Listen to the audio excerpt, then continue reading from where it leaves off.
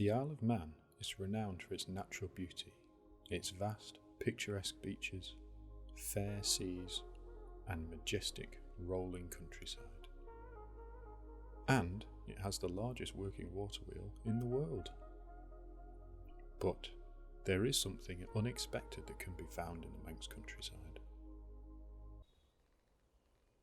Wallabies. After escaping the wildlife park in the late 1960s, the wallabies have established themselves in the Manx countryside. Feeding on grasses, ivy, and the bark of trees, the population has increased to well over 100 individuals. But are there hidden problems that these cute creatures may create?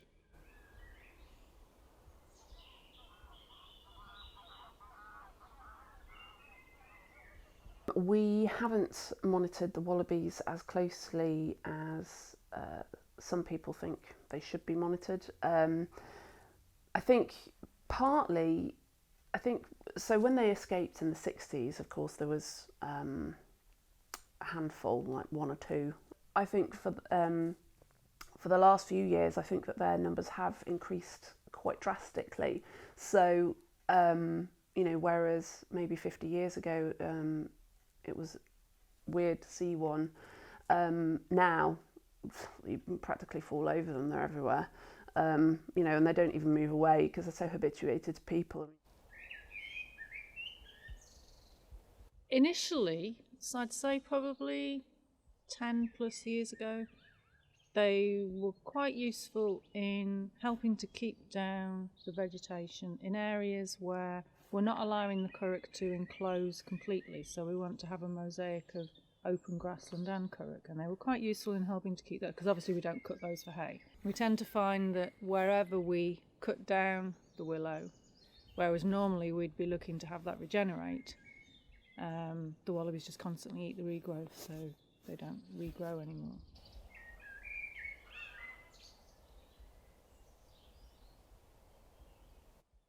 Well, the wallabies is very much a contentious issue. I think there's both an emotional and a rational view that you can take of it.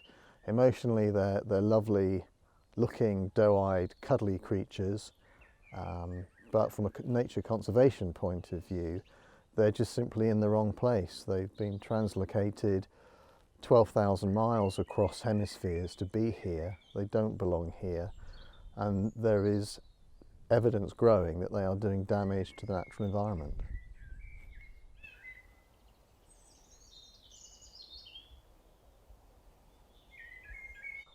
It's difficult to talk in evidenced terms because there hasn't been an awful lot of research here. There's certainly evidence from elsewhere in the world where they're equally deemed to be a nuisance, and the evidence shows that they can have an effect on plant life. We know here they're having an effect on other animals as well, but it's very much about the intrusive nature of wallabies as a big mammal, but also their grazing habitats. Those are the two areas where there seem to be significant problems.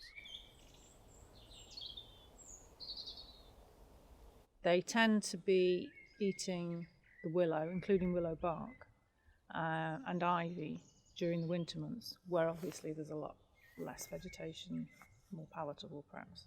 The problem with the wallabies is that although we have grazing on our reserves, it's controlled. So we know exactly how many sheep are on for what period, we can time when they go on, when they come off and things like that. The thing about the wallabies is they can come at any time. And they do seem to have preferences. So like one year there'll be a certain part of the site where they seem to be particularly active, and then the following year or subsequent years they've moved on to somewhere else.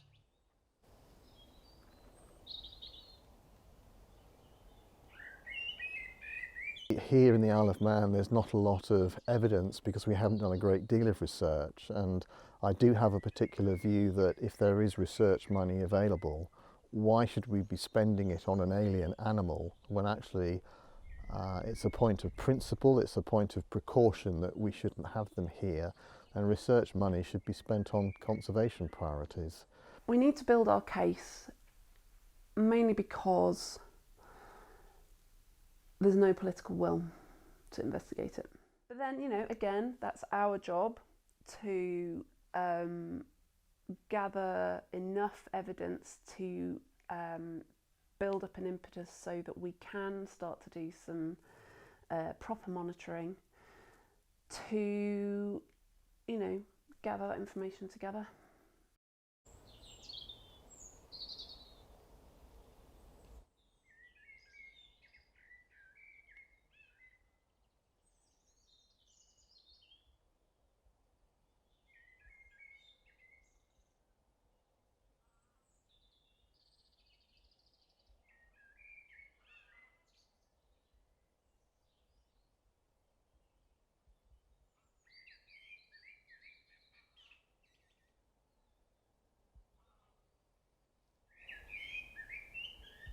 I think I am yet to be persuaded that they do have a long-term place here.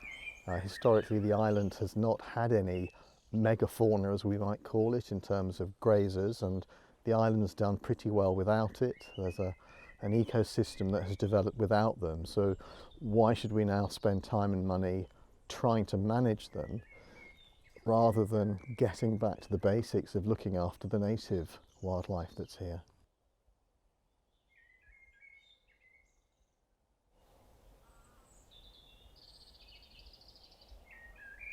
It's very difficult because the island doesn't have any charismatic megafauna, although they're contentious animals, things like, we don't have deer, we don't have badgers, we don't have foxes. For the first time that you see one, it is kind of like a shock to the system. I mean, I find now that, there's a wallaby. Say 10, 20 years ago, it was a case of, goodness, I saw a wallaby today. Now it's a case, I didn't see one today, I wonder where they all are.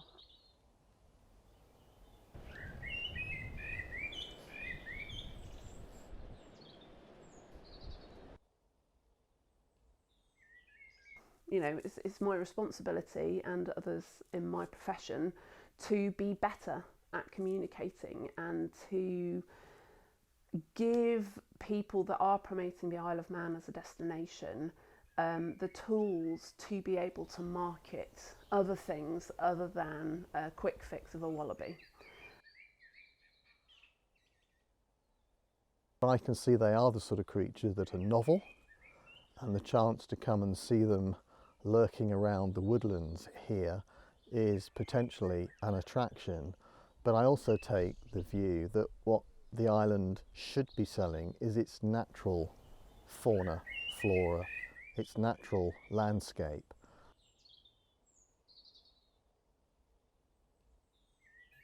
Well, I would anticipate that from normal animal populations they're going to reach a peak, at which point they then start to fall off. I mean, I already come across quite a lot of ones that have died. Any that you get really close to, you'll find that they're blind. So there's obviously something within the genetics of them now. I think the real issue is that we're sitting here in the curraghs in the Isle of Man, which is a particularly special habitat. It has a long history, and it was once a very rich, biodiverse site, and we've lost a lot of that diversity, and the wallabies are implicated in some of that loss. And the curraghs needs a management plan. The island is a whole nation biosphere. We are indeed the world's first whole island, whole nation biosphere, and we need to look after our natural environment much better than we do.